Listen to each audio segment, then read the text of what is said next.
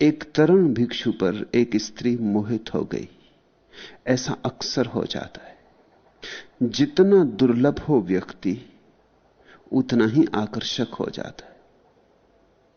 संन्यस्त व्यक्ति अक्सर आकर्षण का कारण बन जाता है। स्त्रियों के पीछे तुम भागो तो वे तुमसे बचती, तुम स्त्रियों से भागो तो वे तुम्हारा पीछा करती। यही बात पुरुष के संबंध में भी सच है। स्त्री अगर पुरुष से भागने लगे तो पुरुष उसका पीछा करता है। स्त्री अगर पुरुष के पीछे चलने लगे तो पुरुष उससे भागने लगता है। मनुष्य का मन बड़े द्वंद्व से भरा है। एक हमेशा पीछा करेगा और एक हमेशा भागता हुआ रहेगा। ऐसे आकर्षण कायम रहता है। प्रकृति की बड़ी गहन रचना है। जो मिल जाए उसमें आकर्षण समाप्त हो जाता है, जो न मिले तो आकर्षण बना रहता है। स्त्रियों का आकर्षण उसी मात्रा में ज्यादा होगा जिस मात्रा में उनका पाना कठिन हो। पुरुषों का आकर्षण भी उसी मात्रा में ज्यादा होगा जिस मात्रा में उन तक पहुंचना करीब करीब असंभव हो। असंभव से प्रेम कभी मरता नहीं, संभव से प्रेम मर जाता है, क्योंकि जो मिला उसमें आकर्षण समाप्त हुआ। जो न मिले उसमें ही आकर्षण होता है। संन्यस्त व्यक्ति अक्सर सदियों से स्त्रियों का आकर्षण हो गए। इस भिक्षु पर, युवा भिक्षु पर एक स्त्री मोहित हो गई, और सन्यासी पर मोहित हो जाने का एक कारण अन्य भी है। सन्यास में एक तरह का सौंदर्य है जो संसारी में नहीं हो सकता।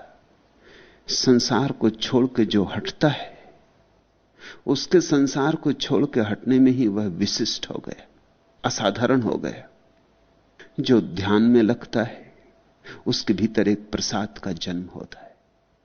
एक तो देह सौंदर्य का है, एक देह से पार सौंदर्य और भी है, आत्मा का सौंदर्य है। और जिसकी आत्मा का सौंदर्य थोड़ा सा भी खिलने लगे, उसकी देह कुरूप भी हो तो भी कुरूप मालूम नहीं होगी। जैसे बुझा दिया तो तुम्हें दिया दिखाई पड़ता है, फिर जल गया दिया, ज्योतिर्मय हो गया तो ज्योति दिखाई पड़ने लगती। फिर दिए को कौन देखता है? फिर दिया सुंदर है या नहीं यह बात गौण हो जाती। दिया सुंदर है या नहीं तब तक बात बड़ी महत्वपूर्ण रहती जब तक दिया बुझा हो, क्योंकि दिया ही है और तो कुछ है ही नहीं। जैसे ही दिया जला, ज्योति का अवतरण हुआ, अब कौन दिए की चिंता करता है? ऐसी ही घटना सन्यासी को भी घटती। संसारी के पास तो देह मात्र है, मिट्टी का दिया है, ज्योति अभी जगी नहीं। सन्यासी की ज्योति जगनी शुरू होती।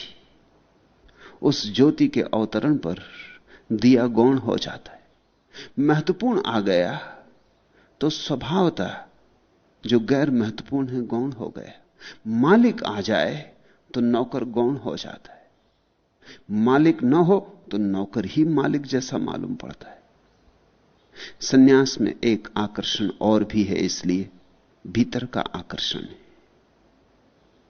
सन्यासी एक आंतरिक सौंदर्य से दीप्त हो जाता है, एक आभा मंडल उसे घेर लेता है।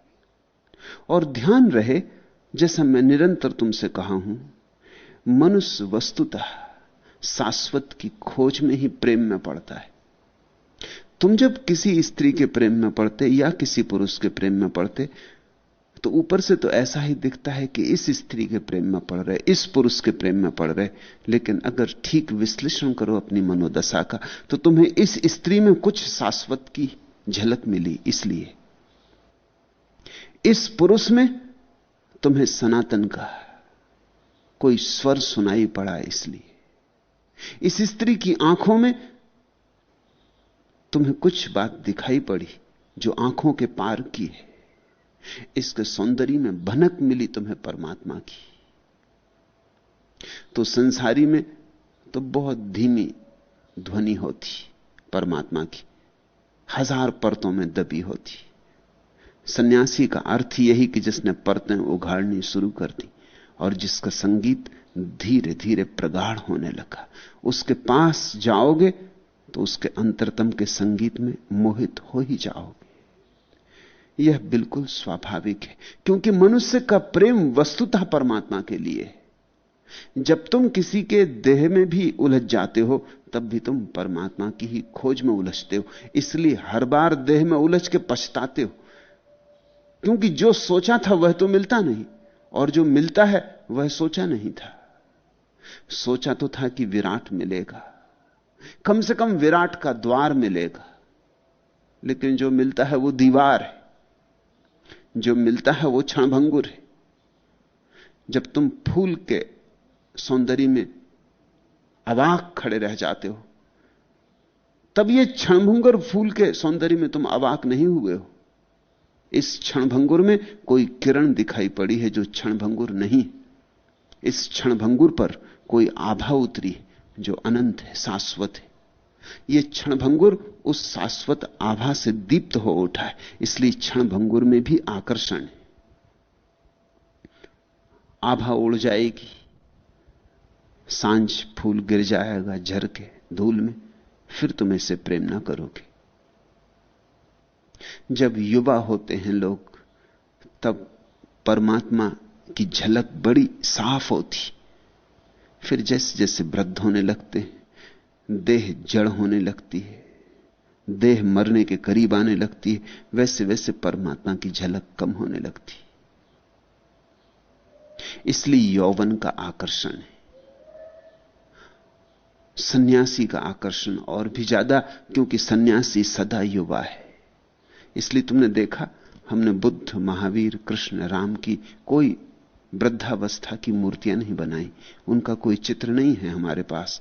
बूढ़े तो वे जरूर हुए थे, नियम किसी की चिंता नहीं करता। राम भी बूढ़े हुए, कृष्ण भी बूढ़े हुए, बुद्ध और महावीर भी बूढ़े हुए, लेकिन हमने उनके बुढ़ापे के चित्र नहीं बनाए, क्योंकि हमने उनमें पाया कि क्षणभंगुर गौण था, शाश्वत प्रधान था। हमने उनमें एक ऐसा यौवन देखा जो कभी कुम्हलाता नहीं। हमने उनकी देह की चिंता नहीं की, क्योंकि दिए की कौन फिक्र करता है जब रोशनी उतर आए। हमने उनके भीतर की रोशनी की फिक्र की। साधारण जन के पास तो रोशनी नहीं, दिया ही सब कुछ है। इसे तुम ख्याल करना, इस तथ्य के तुम करीब कई बार आओगे। सन्यासी में जो तुम्हें आकर्षण मालूम होता है, उसके प्रति झुक जाने का जो भाव होता है, उसके प्रेम में पक जाने की जो आकांक्षा होती है, वो इसीलिए है।